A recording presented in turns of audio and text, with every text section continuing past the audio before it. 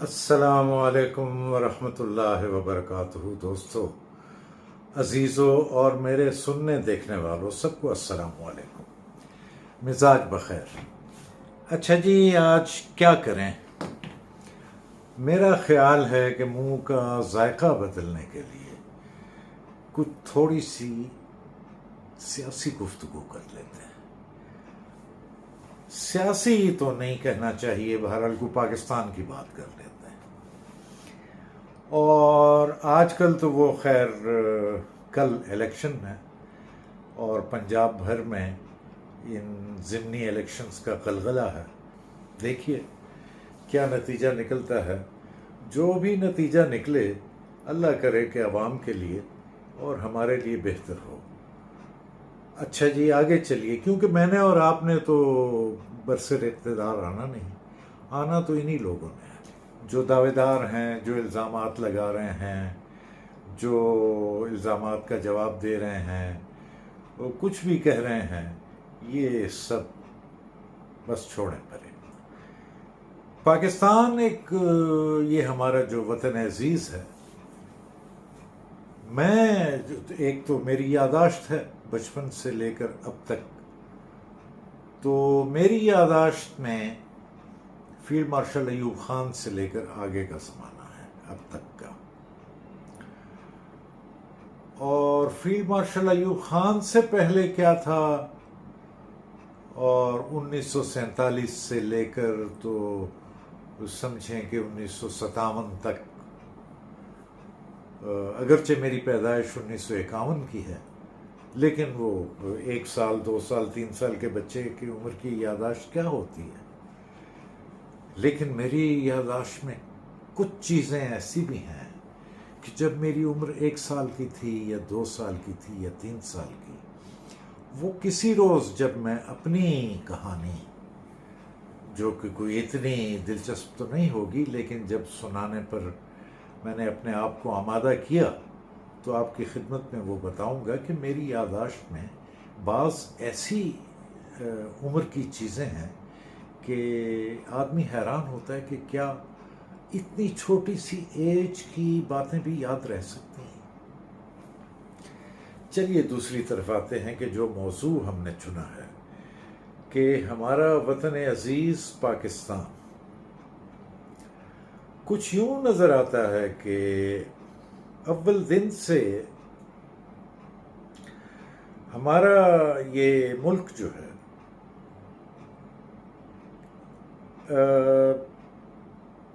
دو طرح کی ہمارے پاکستان کی تاریخ کے ساتھ دو طرح کی قابل فخر باتیں وابستہ ہیں۔ ایک تو یہ کہ 19 اگست 1947 میں یہ پورا خطہ جو بر صغیر ہند و پاک کہلاتا ہے، یہ جو متحدہ ہندوستان تھا، تو 1947 میں انگریز سے اس نے آزادی حاصل کی۔ اور دوسری قابل فخر بات یہ ہے کہ قائد اعظم رحمۃ اللہ علیہ اپنی جد و جہد میں کامیاب ہوئے اور مسلمانوں کے لیے ایک الگ ملک بنا کر دے دیا انہوں نے، جس کا نام پاکستان ہے۔ اس کے بعد 1971 کا ایک وہ تکلیف دہ واقعہ ہے کہ جب مشرقی پاکستان بنگلہ دیش بن گیا اور یہ جو مغربی پاکستان ہے یہ پاکستان کہلایا، اگرچہ ان کی آبادی زیادہ تھی، اس لحاظ سے ان کا نام پاکستان ہونا چاہیے تھا، لیکن خیر۔ تو لگتا یہ ہے کہ 1947 سے لے کر اب تک پاکستان ایک تجربہ گاہ بنی ہوئی ہے، بلکہ تجربات کی بھٹی میں یہ جھونکا جاتا ہے اور اس میں سے نکلتا ہے، اور پھر جھونکا جاتا ہے اور پھر اس میں سے نکلتا ہے، اور پھر جھونکا جاتا ہے اور پھر اس میں سے نکلتا ہے۔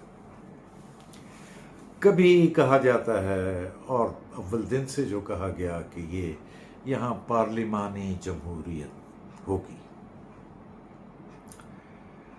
پھر ایک وقت آیا کہ نہیں جی اس میں صدارتی نظام.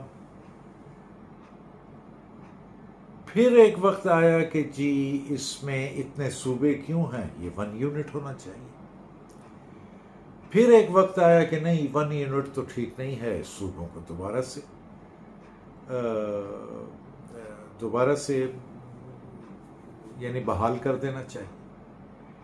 اور یہ کبھی اس پہ چیف مارشل لا ایڈمنسٹریٹر آ جاتے ہیں. وہ کبھی تو خود کو صدر کہتے ہیں، کبھی خود کو چیف مارشل لا ایڈمنسٹریٹر کہتے ہیں، اور پیچھے مشرف صاحب نے تو اپنے آپ کو CEO کہلانا شروع کر دیا. اس کے بعد پھر پارلیمانی جمہوریت.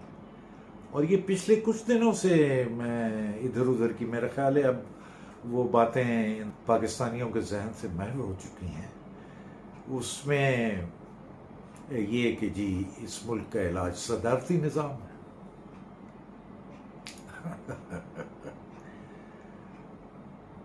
یہ نظام کوئی بھی آ جائے، ہم جیسے ہیں ویسے ہی رہیں گے،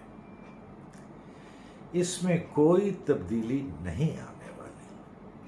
صدارتی نظام میں کیا ہے، ایک ڈکٹیٹرشپ ہے.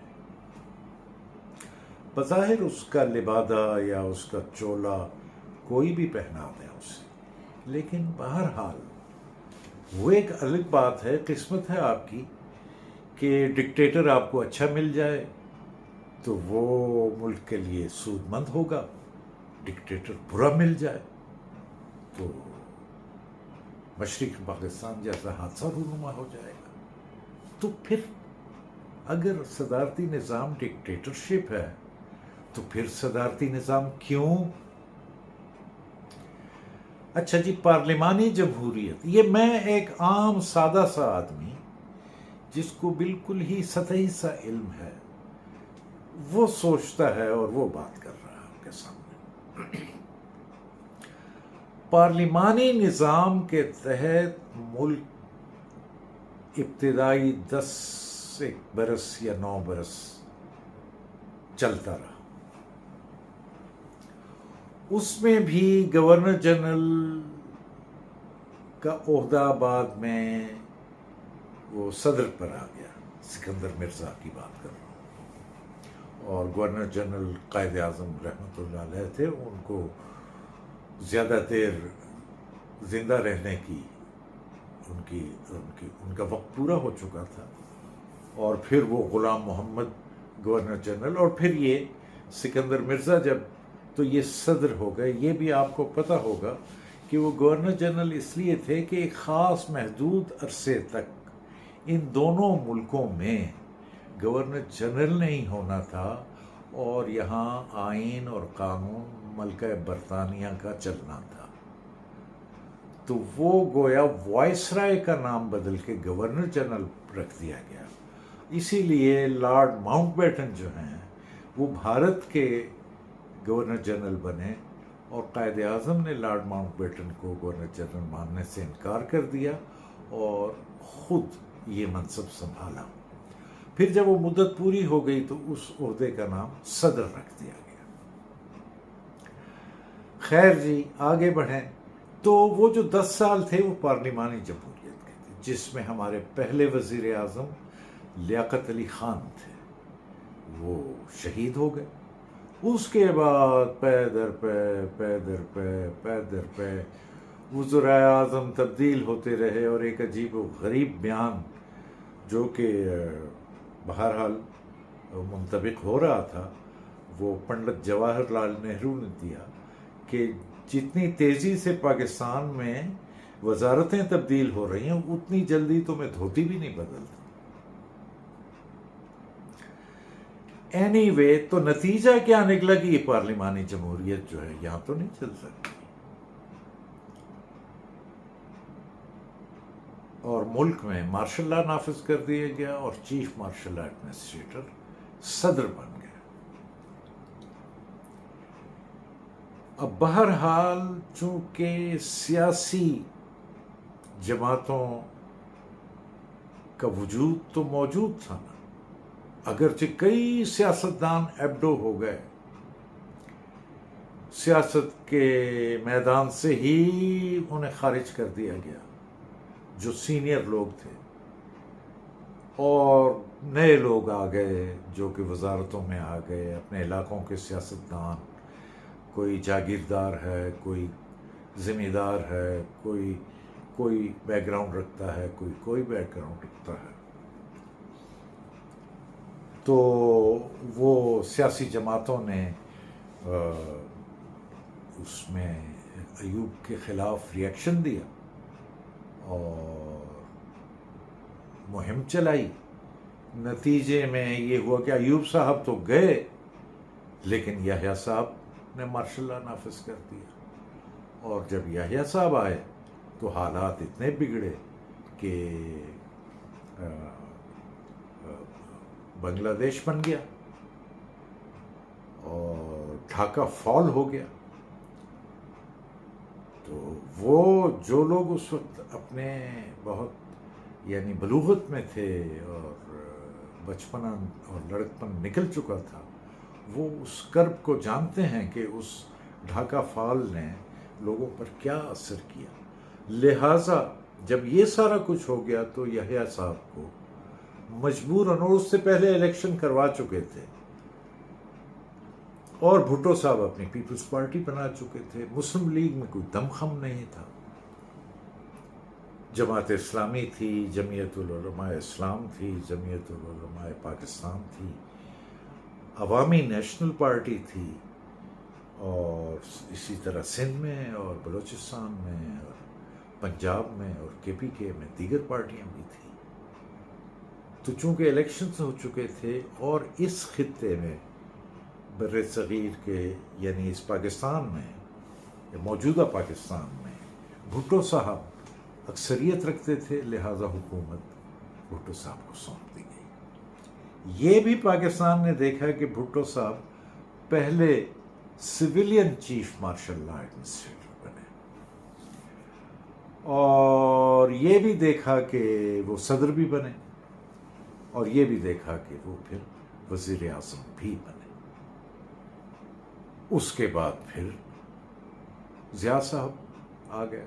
ضیاء صاحب کے جانے کے بعد نواز شریف بے نظیر، نواز شریف بے نظیر، بلکہ بے نظیر نواز شریف، بے نظیر نواز شریف، اور پھر حضرت جنرل پرویز مشرف میدان میں کود پڑے، بلکہ آسمان سے ٹپکے، اور وہ سارا نظام انہوں نے ادھر ادھر کر دیا اور قابض ہو گئے. قابض ہی کہنا چاہیے. بالآخر وہ بھی چلتے رہے. پھر اچھا، یہ جو ہے نا عالمی دنیا، یہ جمہوریت کو مانتی ہے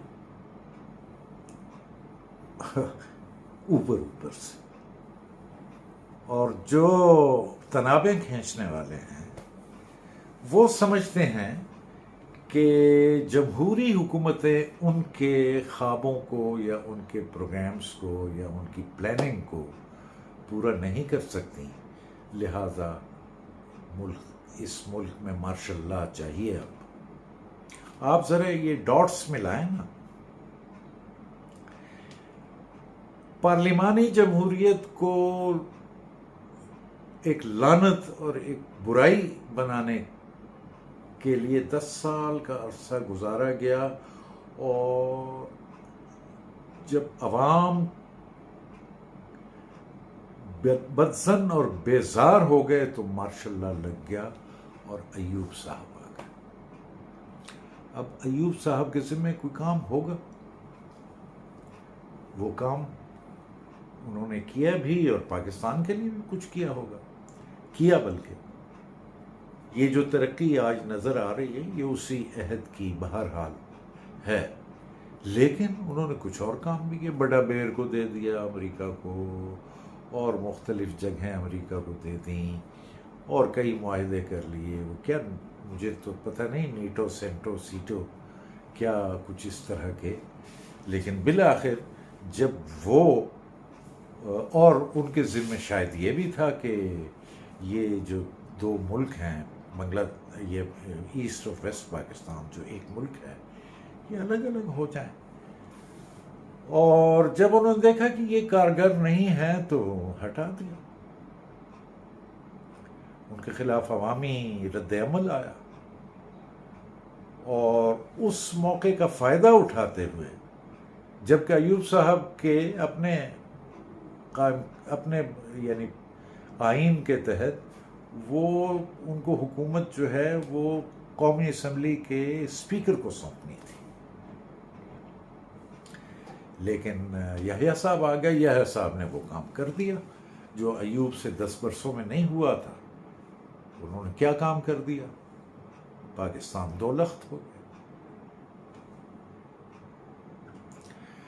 اب ایک عوامی حکومت آئی. بھٹو صاحب کے ذہن میں لا محالہ یہ ہوگا کہ اس ملک میں پارلیمانی جمہوریت کو بہت زد پہنچائی گئی ہے، اس کو دوبارہ سے ریوائیو ہونا چاہیے اور لوگوں کا اعتبار قائم ہونا چاہیے. وہ ٹھیک ہے کہ بھٹو صاحب نے اس طرح کے نعرے بھی لگائے کہ ادھر تم ادھر ہم، اور جو کوئی ڈھاکا گیا اس کی ٹانگیں توڑ دیں گے اور ہماری اکثریت یہاں ہے. یہ ٹھیک ہے، یہ سارا کچھ ہے، لیکن بہرحال وہ ایک سیاسی آدمی تھے اور انہوں نے چاہا اور سمجھا کہ ملک میں پارلیمانی جمہوریت ہونی چاہیے. سو وہ اس طرف بڑھنے لگے اور ملک کی ترقی کے لیے ملک کو ایٹمی طاقت بنانا چاہا. اسلامک کانفرنس ہوئی اور اس سے ان لوگوں کے کان کھڑے ہوئے کہ یہ تو مطلب ہمارے ہی خلاف جا رہا. تو اب آپ ڈاٹس ملائیے. ایک طرف یہ بات کہ بھٹو صاحب کی جو ایکشنز تھے وہ ان کو نہ بھائے، اور دوسری طرف رشیا اور امریکہ کی جو سرد جنگ چل رہی تھی اس نے یہاں تک بڑھی کہ روس نے اپنی فوجیں افغانستان میں داخل کرنا شروع کر دیں. یہ موقع تھا امریکہ کے لیے کہ وہ افغانستان میں داخل ہونے سے روکے اور روس کو گوادر اور کراچی کے گرم پانیوں تک پہنچنے نہ دے. اب یہ آپ ڈاٹ میں لائیے کہ اس موقع پر ایک اور مارشل لا آ گیا، اور اس مارشل لا کے نتیجے میں آپ دیکھیں ضیاء صاحب نے اس چیز کو عوامی سطح پر یعنی اپنایا کہ جس بھٹو کے خلاف جو مہم چلی تھی نظام مصطفیٰ کی، اسی کو نعرہ بنا لیا ضیاء صاحب نے، اور عوامی اس کو اپنی طرف کر لیا رائے کو، اور روس کے خلاف طالبان کو منظم کر کے افغانستان میں پاکستان نے امریکہ کی جنگ لڑی روس کے خلاف، روس کو بھگا دیا. نتیجے میں روس ہی ٹوٹ پھوٹ گیا اور یہ ساری ریاستیں آزاد ہو گئیں اور وہ مقاصد پورے ہو گئے. تو جب مقاصد پورے ہو گئے تو ضیاء صاحب کی کیا ضرورت تھی؟ سو ضیاء صاحب اللہ کو پیارے ہو گئے. اور پھر یہ اس دوران میں یہ جو نئی سیاسی قیادت آئی تھی، ان کے ساتھ روابط بڑھا کر، اور چونکہ اب نام لیتے ہیں لوگ اسٹیبلشمنٹ کا، اسٹیبلشمنٹ اور یہ نئی سیاسی قیادت، اور ان دونوں کے اوپر ایک اور جو آقا ہیں ان کے ملنے جلنے سے یہ کہ چلیں جی اب چونکہ دنیا کو سیاسی حکومت چاہیے تو دکھانے کے لیے یہ دو ٹھیک ہیں، یہ ان کو ہم کرتے رہیں گے. لیکن نہ تو بے نظیر بھٹو صاحبہ ان کو راس آئیں اور ان کو بھی راس نہ آئیں، اور نہ ہی نواز شریف صاحب ان کو راس آئے. نہ ان کو راس آئے نہ ان کو راس آئے، بلکہ ان کو راس نہیں آئے، اور ان دونوں نے جانا کہ ہم عوامی مینڈیٹ لے کر اور طاقت لے کر آتے ہیں تو ہم کیسے مطلب یہ کہ ڈکٹیشن لیتے رہیں۔ انہوں نے انکار کر دیا۔ اس دوران میں چونکہ اب دیکھیں یہ، اور اس بات کو ذہن میں رکھیں کہ 9/11 کا واقعہ ہونا تھا، ایک بات۔ دوسرا یہ کہ روس افغانستان سے جا چکا تھا اور خود ٹوٹ چکا تھا، لہٰذا ضیاء صاحب کا کام پورا ہو چکا تھا، لیکن ان طالبان کا کیا کرتے؟ اور یہ معصوم تو اسلام کے نام پر اور رسول کے نام پر زندہ بھی تھے اور جام شہادت بھی نوش کر رہے تھے۔ تو اب ان کو فکر ہوئی کہ بھئی ان کو ختم کرو، یہ کیا مصیبت ہمارے سر آ گئی ہے۔ چلیں جی، اب پھر آپ ڈاٹ میں لائیں، ان کو ختم کرنا تھا، 9/11 نے ہونا تھا، اور ایک اور ماشاءاللہ آسمان سے نازل کر دیا گیا، اور اس ماشاءاللہ نے جو پرویز مشرف کا تھا، اس نے چن چن کر، یہ تو انہوں نے لکھا ہوا ہے کہ فلاں آدمی کو دینے کے میں نے اتنے ڈالر لیے، فلاں آدمی کو دینے کے میں نے اتنے ڈالر لیے، اور گوانتامو بے اور دیگر جتنے عقوبت خانے ہیں، اور طالبان کو پکڑ پکڑ کے اس کے اندر، اور وہ جو تاثر بنا تھا ضیاء صاحب کے زمانے میں کہ یہ مجاہدین ہیں اور مجاہدین حق ہیں، وہ سارا تاثر الٹا پلٹا کے ان کو دہشت گرد اور ان کو ڈکلیئر کر دیا گیا، اور ان کو جو بھی ساتھ دے گا وہ بھی دہشت گرد ہے۔ اور پاکستان میں بھی دھماکے شروع ہو گئے، اور عجیب و غریب صورتحال پیدا ہو گئی، اور مقابلتاً ایک اور طالبان پیدا ہو گئے، اور ایک اور طرح کے طالبان بھی پیدا ہو گئے، اور اس عالم میں داعش بھی آ گئی۔ تو یہ جو ہے نا، یہ تو پیچھے، اور اوپر سے یہ ہے کہ یہ جی پارلیمانی نظام چل نہیں سکتا، پاکستان ترقی نہیں کر سکتا اگر پارلیمانی نظام۔